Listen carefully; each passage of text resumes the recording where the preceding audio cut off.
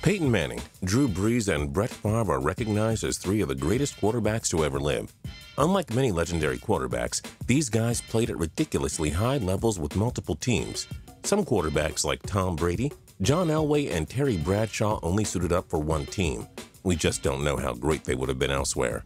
But some quarterbacks have struggled, straight up sucked, or just haven't been great because they haven't found that one system. I'm Justin Fraction, and today we dive into 10 NFL quarterbacks who would be great on another team. And a big shout out and thank you to Thor Darwell for suggesting this video.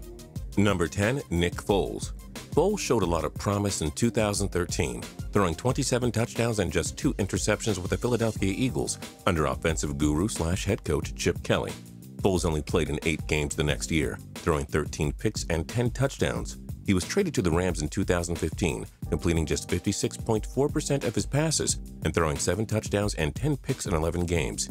Given his early success with the Eagles, we would wager that Foles would fit in a system like New Orleans or Green Bay, where they're extremely reliant on a heavy passing game. Doesn't mean it'll happen, though.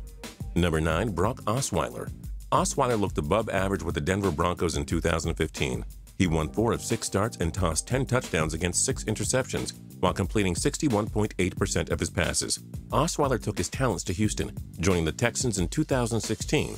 In his first 5 games, he completed just 59% of passes, while throwing 8 touchdowns and 8 interceptions. Simply put, if he goes back to Denver, he probably emerges as a quality quarterback, but Denver won't want him after his bitter departure with the organization. Number 8, Matt Flynn. Flynn just couldn't catch a break.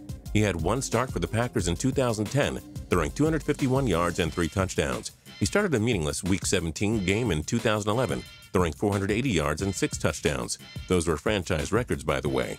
Flynn then signed up with the Seattle Seahawks, but Russell Wilson emerged as the starter. He ended up with the Green Bay Packers again in 2013, winning 2 starts, losing 2, and tying 1.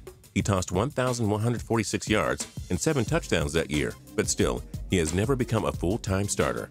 He's shown his ability to win in Green Bay if Aaron Rodgers ever wants to leave. Unfortunately for him, that won't be happening anytime soon. Number 7, Robert Griffin III. The second overall pick from the 2012 draft did a lot right. In his rookie season, the Washington Redskins won the NFC East, and RG3 won the NFL's Offensive Rookie of the Year honors. But then it all erupted. Griffin couldn't stay healthy as his knees wore him out. He and his head coaches feuded, and he was let go by the team after the 2015 season. And now he finds himself on the Cleveland Browns injured reserve list. Griffin has athleticism and a solid arm.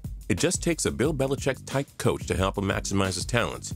If he can be careful with the ball and stay healthy, then he could make a serious comeback. Number 6, A.J. McCarron. McCarron has the perfect life for a backup QB. He was a champion in Alabama, and his wife Catherine Webb is every man's dream. That being said, he's stuck on the Cincinnati Bengals bench as a backup. It's a bit of a shame. He did go 2-1 as a starter in Cincinnati in 2015, throwing 4 touchdowns in those 3 games. He nearly led the Bengals to their first playoff victory since 1991 against Pittsburgh, but his defense failed him. He did his job in Cincy, just give him a chance to start. We think he can be something else, especially as a game manager. Number 5, Josh McCown. So we know that McCown was sort of a career backup after the Tampa Bay Buccaneers and Cleveland Browns failed to help him flourish as a starter. In 2013, McCown was part of the Chicago Bears squad. He appeared in 8 games but started 6 of them. McCown completed 66.5% of his passes for 1,829 yards while throwing 13 touchdowns and 1 interception. The magic of Mark Trestman. Now find a way to reunite him and Trestman. McCown will be known as good again. Numbers don't lie. Number 4, Mark Sanchez. Let's not forget that Sanchez took the New York Jets to the AFC Championship in his first 2 years there. But the supporting cast around him got worse and he regressed significantly. Sanchez showed promise under Chip Kelly's Eagles in 2014, completing 64.1% of his passes for 14 touchdowns and 11 interceptions in 9 games. Sanchez may not start again, but we can't ignore his brief success with Philly. He could be good with the right coach. Number 3, Colin Kaepernick. Kaepernick got the San Francisco 49ers to the NFC Championship in his first 2 years, but regressed from there. His supporting cast went from good to awful, and once it became too reliant on his running, opponents found a way to shut him down. Kaepernick has a lethal arm and can be a dual threat, but he has to be better with his decision-making and awareness in the pocket.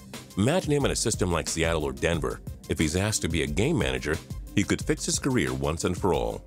Number 2, Jay Cutler. Cutler has been a disaster with the Chicago Bears, to say the least. But when Alshon Jeffrey becomes your only target to throw to, life gets a bit tougher.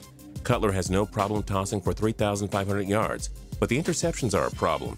If he got a brand new system with a West Coast offense that featured elite weapons, we think he'd discover his potential more. But playing on an awful Bears team that hasn't been relevant much in the past decade won't do any wonders for him. And number 1, Ryan Tannehill. At times we liked what we've seen from Tannehill in Miami. What we're not fond of is the way they've treated him. In 2013, he was sacked 58 times behind a terrible offensive line, the most in the NFL. In 2015, he was sacked 45 times. Tannehill has been dangerous with his big arm and running ability. He's gone toe-to-toe with some of the game's best quarterbacks, but his terrible coaches and offensive line hold him back from releasing all the magic. If Tannehill went to almost any other team in the league, we could be talking a top 10 quarterback in the NFL, no question about it. Which NFL quarterback do you think needs a new team most? Join us in the comments below. If you like this video and learned a thing or two, clicking the like button helps us out a ton and we appreciate it. If this is your first time coming around to Total Pro Sports though, subscribing is a great idea because we put out videos like this every single day. But as always, thanks for watching and we'll see you guys next time.